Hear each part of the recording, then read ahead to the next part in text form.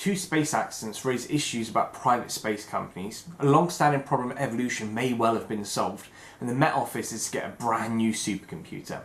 This is your weekly science news with me, the UK astronaut. Now unfortunately we have to start some sad news this week, and this is regarding Virgin Galactic.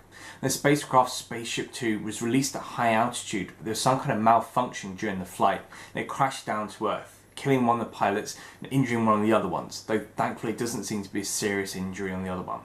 Now Virgin Galactic actually hoped to use the space rocket and the spacecraft to take people into space for the next couple of years, but this now seems there's going to be a year-long inquiry to find out the problem that actually caused this accident, so it doesn't seem like this is going to happen.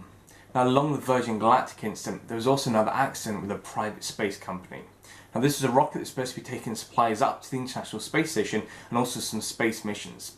Now what happened is just after launch it seemed to lose thrust for some reason, and there was a fire on the rocket which then exploded on the launch pad.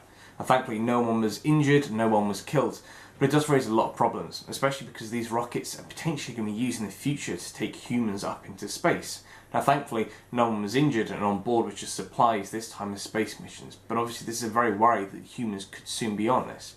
It raises a lot of issues and questions about the role of private companies in spaceflight and the reliabilities they have and the amount of research they can do before they do these space flights. A long-standing problem is science, biology and evolution may well have been solved.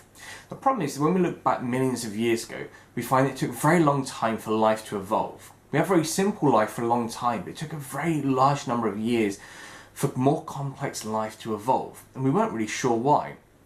Scientists have been studying rocks around the world, and what they found is that the oxygen levels 800 million years ago were much lower than they were today. Now oxygen is needed to develop more complex life, so it seems its lack of oxygen was the reason we couldn't get complex life forms. Now 800 million years ago or so, there was some kind of event and a lot more oxygen was created, and we think this is the reason how complex life started to begin. And finally, the Met Office, which is the company responsible for doing the weather forecasting for the UK and a lot of the rest of the world, is going to get a brand new supercomputer. Now what this computer is going to do is going to allow weather forecasting to be done at a much quicker speed, in fact 13 times quicker than it's currently done. What this means is the full weather forecast for the UK can be done every single hour down to a resolution of 1.5 kilometres. And even better, the rest of the computer can be used for lots of other things, such as studying the climate and climate change by lots of other researchers. So that's your weekly science news. Thank you very much for watching. Don't forget to like, subscribe, leave any comments, any questions or any feedback. I really appreciate it and I'll always try and get back to you. But otherwise, thanks for watching and I'll see you guys soon.